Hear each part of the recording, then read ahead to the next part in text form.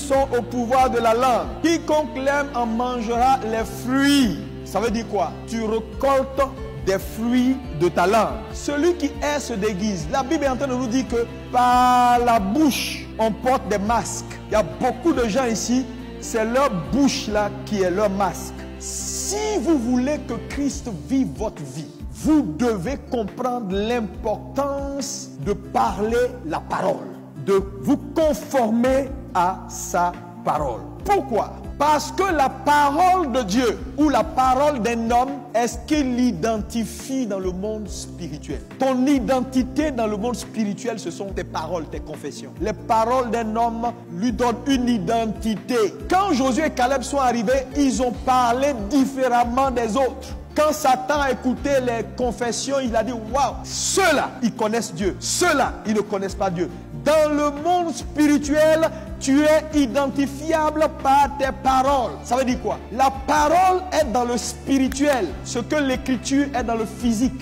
Par l'écrit, dans le monde physique, nous établissons des contrats. Nous sommes reconnus. Quand il y a une transaction qui doit se faire, on exige que tu écrives et que j'écrive. Dans le monde spirituel, il n'y a pas d'écriture. On exige que tu parles. Quand tu as parlé, c'est scellé. Dans le monde spirituel, on te reconnaît par tes paroles. Ce sont tes paroles qui te font ou qui te défont. Voilà pourquoi Dieu ne peut rien faire sans la parole. Frères et sœurs, la parole est quelque chose de puissant.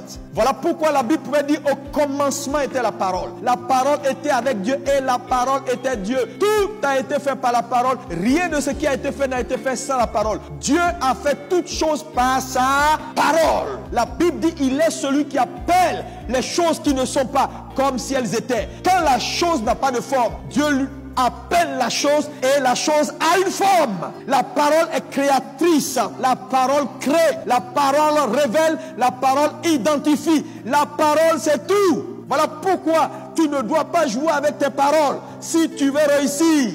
Aujourd'hui, les chrétiens n'ont plus de parole. La Bible déclare que Dieu a exalté sa parole au-dessus de lui. C'est-à-dire, il a fait la création et il a pris ses paroles et il l'a mis au-dessus de lui. Ça dit quoi? Sa parole vient avant lui. Si vous jouez avec la parole, vous allez échouer. Un homme qui veut aller à la ressemblance de Dieu et mourir réellement pour vivre la vie de Christ doit conformer ses paroles aux paroles du Seigneur. Parce que Dieu est sa parole. Sanctifie-les, change-les, sépare-les, repositionne-les par ta vérité. Ta parole est la vérité. Dieu ne peut pas changer la vie d'un homme sans changer ses confessions. La parole de Dieu est la vérité. C'est elle seule qui a la capacité de te mettre à part dans ta génération. La Bible est en train de nous révéler que de même que la parole de Dieu a cette capacité de créer, nos paroles également ont la capacité de créer. Un homme mange les fruits de sa bouche. Donc les paroles d'un homme, lorsqu'elles ne sont pas régulées, elles ne sont pas en conformité avec celles de Dieu, peuvent détruire sa propre vie. Et malheureusement aujourd'hui, la plupart des désastres et des désastres dans la vie de l'Église sont le fruit de leur propre bouche ouverte. Attends, qu'est-ce qu'on peut faire pour un homme qui a sa bouche ouverte? Jacques 3 dit quoi? Il dit la langue est un petit élément dans le corps humain, mais qui a la capacité d'embraser tout le corps, d'enflammer la vie. Ça veut dire quoi? Un homme qui ne sait pas réguler sa bouche, qui n'a pas les confessions qu'il faut, peut embraser toute une vie. Faites gaffe. Il y a beaucoup de calamités, beaucoup de choses que les gens vivent. Ce n'est même pas les sorciers, ce n'est personne, c'est toi, ta parole. Je suis en train de vous montrer combien de fois la parole est créatrice. Le problème avec la création, c'est qu'elle peut t'apporter le bon comme le mauvais. Une langue qui embrase tout un corps, qui enflamme. La Bible dit elle est un feu. Comment la langue peut être un feu? Si la langue est un feu, ça veut dire qu'on doit faire gaffe à la langue parce qu'elle est un feu qui peut brûler. Elle peut brûler dans tous les sens. Elle peut brûler les démons comme elle peut te brûler toi-même. Si tu n'as pas la compréhension pour savoir l'utiliser, tu peux te brûler au lieu de brûler ce qui doit être brûlé. Donc tu peux l'utiliser contre toi-même. Malheureusement, les gens utilisent leur langue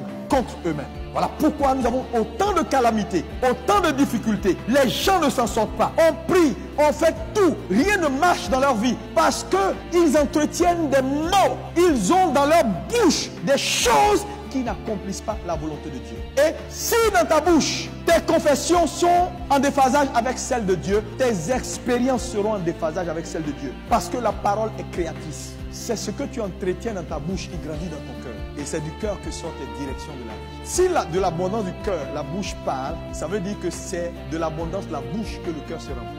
Donc fais gaffe à ce que tu entretiens. Regarde comment les chrétiens parlent. Si tu veux savoir si quelqu'un est véritablement dans un processus de mort à soi, regarde-le parler. Quand il parle, frère, il y a tout sauf Dieu. Comment Jésus aurait parlé dans cette situation? Oh les gars, il parle seulement, il parle, il dit des choses. Il dit ça, il ne sait pas que sa langue est un feu. Et les gens sont surpris de voir des calamités, des choses qui n'arrivent pas. C'est-à-dire, ils construisent et eux-mêmes ils détruisent par leur bouche. Seigneur, je ne vois pas. Pourquoi c'est seulement des choses comme ça qui m'arrivent? Seigneur, ma vie là même, je ne comprends plus. J'ai jeûné, j'ai prié, j'ai payé ma dîme. Frère, je te dis, ce n'est pas suffisant. C'est un ensemble de tout qui donne un résultat. Quand on va à l'école à l'examen, là, on fait maths, on corrige. Tu vas à 20 en maths, on fait après français. Si tu as 0 quelque part, ça peut t'éliminer. Donc c'est un ensemble de tout. Ne dis, moi je prie, hein, et puis moi je paye ma dîme. Non, c'est bon, mais ce n'est pas tout. Continue de parler comme tu veux. Ta vie va s'embraser comme ça.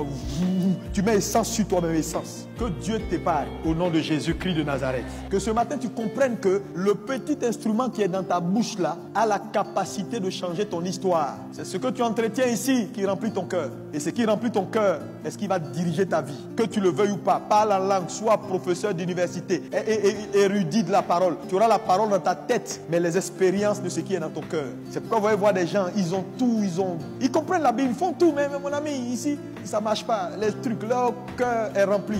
Le cœur impose. C'est-à-dire, le cœur impose les directions de la vie. Ton cœur va t'imposer le chemin à prendre. Il dit, celui qui voudra être béni dans le pays doit être béni par le Dieu de vérité. Ça veut dire quoi? Ça veut dire simplement que si tu veux voir la bénédiction se matérialiser dans ta vie, c'est seulement le Dieu de vérité, ou la parole de vérité qui a la capacité de réaliser ça pour toi. Donc il faut conformer ta vie à cette vérité. Parce que c'est seulement le Dieu de vérité qui peut bénir. Alors que si dans ta bouche il y a un autre langage que le langage du Dieu de vérité, tu ne verras pas la bénédiction que tu recherches. Jésus dit en vérité, je vous le dis, si quelqu'un dit à cette montagne, ôte-toi, et il croit, il le verra s'accomplir.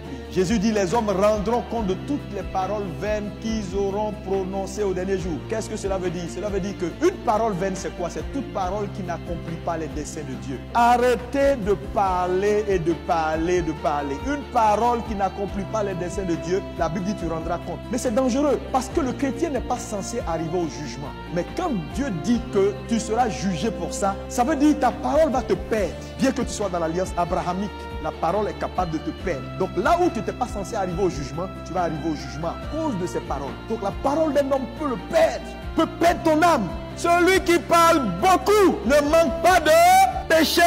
Mais celui qui retient ses lèvres est un homme prudent. Les gens parlent. Ça dit leur bouche là, il n'y a rien de bon. Quand il se lève là, quand il n'a rien à dire, il parle, il invente, il parle et il pêche. C'est pourquoi la Bible dit que les hommes vont rendre compte de toutes les paroles vaines. Parce que plus tu parles, plus tes péchés s'accumulent.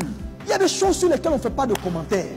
Les gens font des commentaires sur tout. Même sur le sacré, ils font des commentaires. Non, je vais m'amuser. Frère, il n'y a pas d'amusement. Arrêtez vos plaisanteries de « j'étais en train de plaisanter, c'est ma façon d'être ». Frère, Dieu ne t'a pas appelé à être un clown. Sois sérieux. On a trop de clowns dans l'église. Et de toi, je plaisantais. Donc toi, ta vie là, c'est plaisanterie. Ça dit que tu insultes un gars, quand il est fâché, je plaisantais quand même. Tu n'as rien d'autre à faire dans la vie, quoi. À parler, à commenter, là où il ne faut pas commenter. Mais tu n'as pas vu que l'église, tu n'as pas vu que c'était comme ça. Mais ferme ta bouche. La Bible dit celui qui a la bouche grande ouverte court à sa perte. La spiritualité d'un homme est jaugée par son débit de parole. Les hommes profonds ne parlent pas beaucoup. Si Dieu doit te changer, il va s'attaquer à ta langue. Parce que vous savez, la langue est le principal feu qui détruit la vie des chrétiens. Les péchés liés à la bouche sont les péchés les plus commis dans l'église. Quand vous prenez le degré des péchés commis par la